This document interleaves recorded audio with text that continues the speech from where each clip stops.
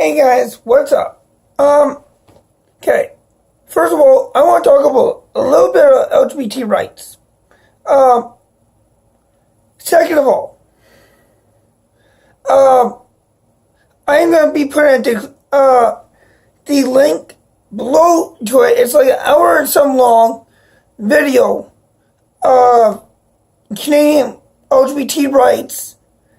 What was filmed by CBC, in the Crown's house in Toronto. Actually, I can't even say it was in Toronto because actually I think it was, but I could be wrong about that. I think maybe it was in Winnipeg or Toronto, but I'm assuming it was in Toronto. But anyways, I do believe you guys need to understand this, because suicide rates in and I can't say Manitoba, because I don't know the actual suicide rates for Manitoba for LGBT, but I'm assuming they're pretty high. But I do know, last I checked in the US, it was 41% in the US alone. But that number could have changed, because I believe that number was from 2015.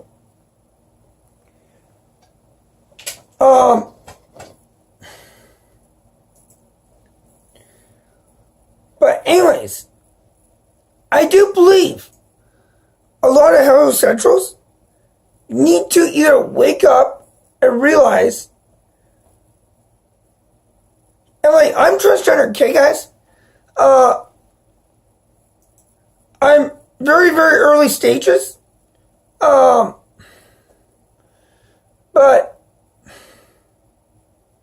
I'm transitioning to female. But yeah, I may have a beard and stuff, but well,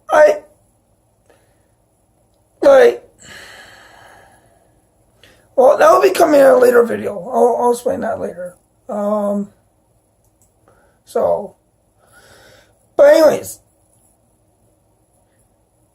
I think a lot of heterosexuals forget, legitimately forget, what kind of harm they actually do towards individuals who are either gay, lesbian, bi, transgender, plus community. And I'm being honest here because I do believe people need to understand. And there needs to be more education about it. And there's not always enough education about it. And I get it. But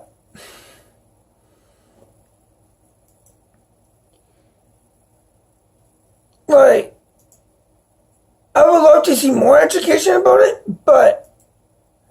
and there's lots out there, but it's the ones who don't want to understand. Which, I can't do anything about that, but I can try to put educational videos out. As much as I can. Guys, the reason why I'm not looking at the camera because I'm looking for a specific video. So I have it marked in my history, so it's it's one of those videos what I think you guys should watch. There's about 3 to 4 videos, mine plus the other 2. By the way, like and subscribe to this. Click the notifications to be notified to when I post, when I do late other posts. It'll show you the videos quickly. Mind you, I do love people who do come to this channel. Haters will hate, even though they don't realize they're actually helping my channel out. Even if they give me a thumbs down, YouTube still considers that a view. So,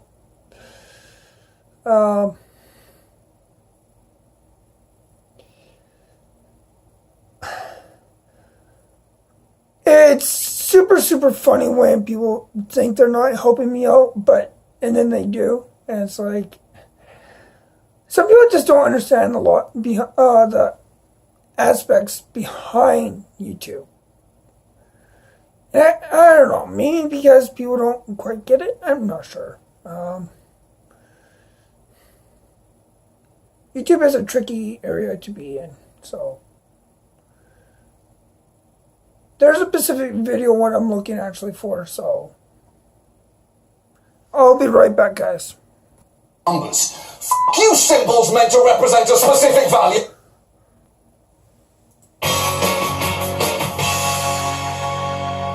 Okay, guys. It's only been a big week for the LGBT community, but it's also been a big year. Only been a big week for the LGBT community, but it's also been a big year for the T part of that equation, from Caitlyn Jenner's Vanity Fair cover to TV shows like Transparent to another small milestone just this Friday. Actress Laverne Cox marked another milestone with the drop of a curtain at Madame Tussauds San Francisco. Now that is a big step forward for transgender Americans, and it's frankly about time. Because bear in mind, it came after the same milestone for Spider Americans and Wookiees. But for all the strides transgender people have made lately, let's not get too complacent about how far we've come, because they still face a host of obstacles. Even when the news media are trying to be supportive, they can make dumb mistakes. Your private parts are different now, aren't they? I don't want to talk about it because it's really personal. Don't you feel funny with the wrong genitalia? Not as a joke, you stand up in the women's bathroom. You've got breast implants.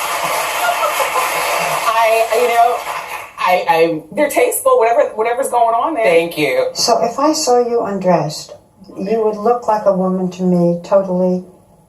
Yes? What are you doing? It is not more outlay to ask transgender people about their sex organs than it would be to ask Jimmy Carter whether or not he's circumcised. Which, by the way, he is. Smooth like a boiled carrot. And sometimes, don't think about that. And sometimes, the media's confusion is even more basic than that, as in the case of this Arizona weatherman just 2 weeks ago. And a transgender woman says she was kicked out of a Tempe bar. Let's bring it back to that earlier headline. Now, what is a transgender woman? Yes. What does that even mean now? Okay. I thought it means She used to be a guy. but now it's a woman. What? Okay. This is... Guys, you gotta literally watch this. Woman? I can't even keep up anymore. I really hope that's also how he reports the weather. What? It used to be rainy and now it's sunny. So now it's just sunny. I can't even keep up anymore. This doesn't make my head work. I honestly love this guy. I love how he says And for this. many people, this is new information. Maybe he's thinking about transgender issues for the first time, and he needs a minute to try and understand it. So let's take that minute to fill in that bamboozled weatherman and everyone else on some basic details. Transgender people have a gender identity that differs from the one they were assigned at birth. And that gender identity is not the same as sexual orientation. Gender identity is who you are. Sexual orientation is who you love. Some transgender people do undergo hormone therapy or sex reassignment surgery as part of their transition. Some do not. And interestingly, their decision on this matter is, medically speaking, none of your fucking business. Good job! I love this guy because he says it correctly. What do I call a transgender person? It's so confusing. Well, actually, it's pretty simple. Call them whatever they want to be called. You can do it. We do it all the time. Think of it this way. David Evans woke up one day and said, everyone call me the Edge. And we all went, fine, the Edge. Are we talking the noun or the verb? And And it's not just that. It's not just that. Over the past 20 years, we've agreed to call this man Puff Daddy, P. Diddy, Just Diddy, and now Puff Daddy again. And most people don't even like him. And here's the thing. Here's the important thing. It's genuinely crucial that we get this right. Because there are more transgender people in the US than you might realise. One study estimates that nearly 700,000 American adults are transgender. That's more than the population of Boston. And you probably know someone from Boston. I'll give you a clue. It was the guy who wore a Bruins jersey to your sister's wedding. And while a handful of transgender people have been winning awards or appearing on magazine covers, the community at large has been facing some staggering challenges. A 2011 survey by the National Center for Transgender Equality found 41% of transgender people had attempted suicide. They are nearly 4 times more likely to make less than $10,000 a year compared to the general population. 78% of those surveyed reported harassment during K-12 schooling, 35% reported physical assault, and 12% were sexually assaulted. That is terrible. Those statistics are so depressing, it's enough to make you angry at the very concept of numbers. F*** you symbols meant to represent a specific value. You're the absolute worst. The worst. Look, we've clearly got work to do. Because when you're transgender, pretty much any interaction with bureaucracy can be humiliatingly difficult. Just take what happened to 2 transgender women when they went to the DMV in West Virginia. Both women were asked to remove all of their jewelry, makeup, and wigs before the DMV would photograph them.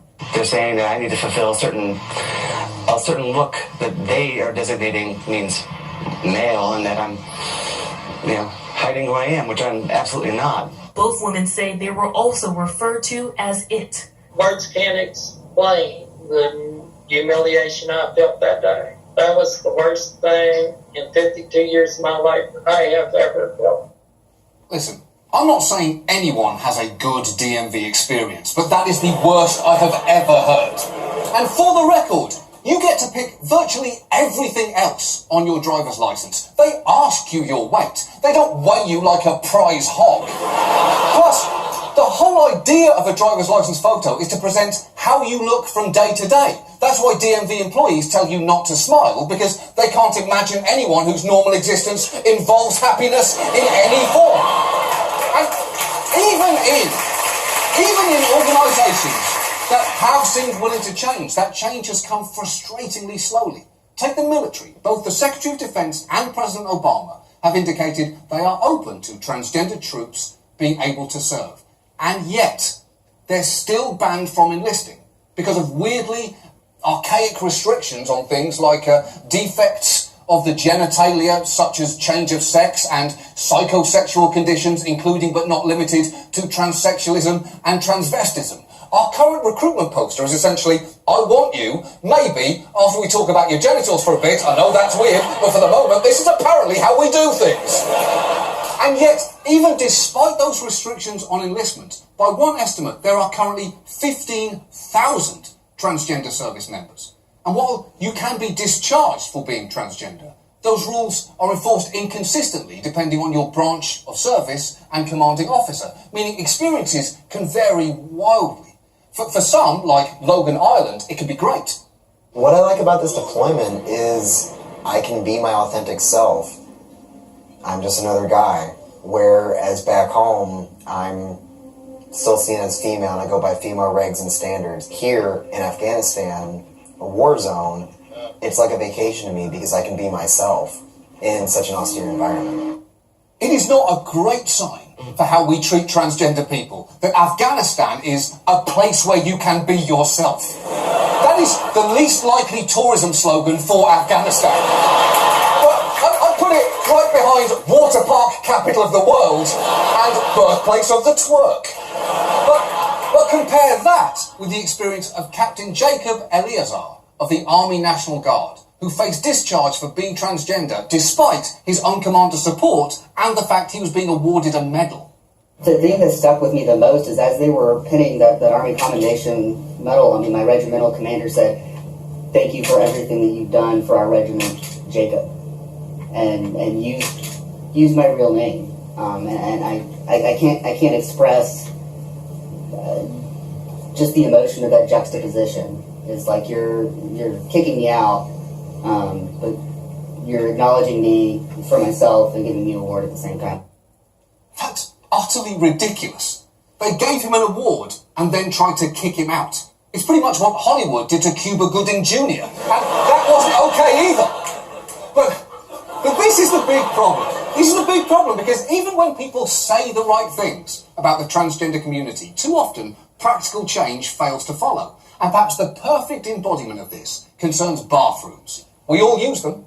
As the good book tells us, everyone poops. Or, as it's known in England, everyone poops but the Queen. She has people do it for her.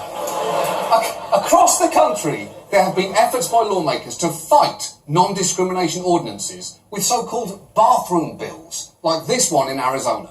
It's a new Show Me Your Papers bill for Arizona. The sex on your birth certificate would have to match the sex of the bathroom or locker room that you use. The target, transgender men and women here in Arizona. 6 months in jail, $2,500 fine for just going in to pee.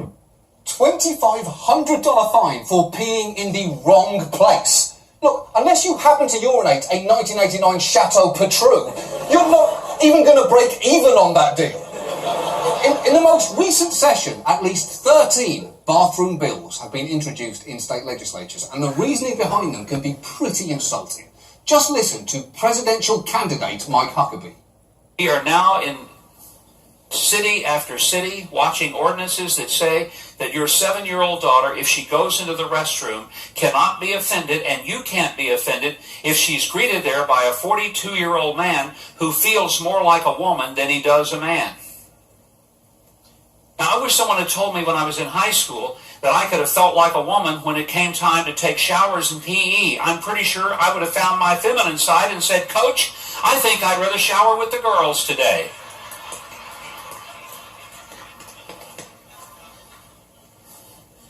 You're laughing because it sounds so ridiculous, doesn't it? There's something inherently wrong with forcing little children to be a part of this social experiment.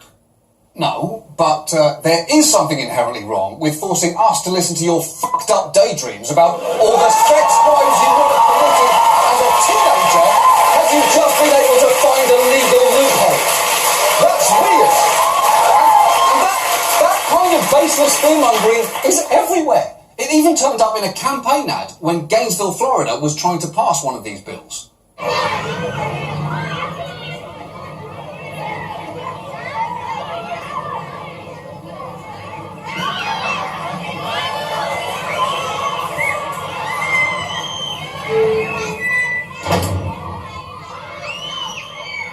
Okay, let's break that bullshit down, because first, assaulting children is still illegal. Secondly, someone abusing a non-discrimination ordinance to assault someone in a bathroom is almost unheard of. It's a borderline imaginary crime, like dragon rustling or space bestiality. Sure, it's terrible, but it doesn't really happen. Also, forcing transgender people into certain bathrooms can actually be much more disruptive, as activist Michael Hughes, a transgender man, showed with this photo of himself looking understandably awkward in a ladies' room. Because there are many places that Michael would fit in. A tattoo parlour in Reno, playing steel guitar in a Johnny Cash tribute band, or on the label of his own barbecue sauce. But a women's bathroom? Not so much. Besides, it is so much easier for everyone when people are allowed to use the bathroom that matches their gender identity rather than one that might match the genitalia they were born with. That is why the little pictures on bathroom doors are stereotypical representations of men and women, and not biologically accurate depictions of penises and vaginas, because that would be troubling for children. Mummy, do I go with the one with the pouty slug or the angry goat skull? I'm scared. And yet, legislators have even tried to enforce these bills in high schools with damaging consequences. Take the case of Henry Brousseau, a transgender high school student who spoke in opposition to a proposed bathroom bill in Kentucky. Even though I've been living as a male for some time, I've been been accepted by my friends and family as a male, I was being forced to use the girls' bathroom at my school until very recently. Because the school administration did not support my gender identity by letting me use the restrooms concordant with my gender identity, the kids at my school bullied me. The kids thought that because the administration didn't support my gender identity, they didn't have to either. And that is the whole point. Official rules can end up legitimizing prejudice. And besides, teenagers really don't need extra ideas for how to make each other's lives miserable. That's what they do. Sit on your own, Becca. Side ponytails are so 5 nevers ago. And look, as Henry finished his speech, it actually seemed like he'd really connected with the legislators. If you don't know a transgender kid already, you do now. You know me, Henry. Please let me know how I can be of any further assistance, and thank you so much for your time today, and please vote no on Senate Bill 76. I educated myself a lot today, and I appreciate the testimony. You should be proud of yourself for being able to stand in front of this committee and be so articulate in your comments. Henry, I love you, man. I appreciate you. I appreciate your courage. I can't really imagine that anyone else in this room has the kind of courage that it took for you to come and testify today. Okay, but I love you, man. It's a little much. I love Henry too, but he's not the best man at your wedding. He's a teenage boy trying to take a shit in the men's room. And it's worth noting, once they were done patting Henry on the back and then patting themselves for patting Henry, all 3 of those lawmakers voted to advance the bill to force him into bathrooms where he's bullied. Now, thankfully, that particular bill never became law, but that dynamic of praising a transgender person's courage and then not actually supporting them speaks to the fact that we are weirdly comfortable celebrating transgender people while simultaneously dehumanising them at the DMV, pinning awards to them as we drum them out of the military, and constantly quizzing them about their genitals. And look, this is a civil rights issue, and if you are not willing to support transgender people for their sake, at least do it for your own, because we've been through this before. We know how this thing ends. If you take the anti-civil rights side and deny people access to something they're entitled to, history is not going to be kind to you. There is no biopic where Liam Neeson kicks the shit out of a suffragist. This is not a stamp featuring George Wallace at the schoolhouse door. And you are not going to get a monument that says at the base of it, he told people where to shit.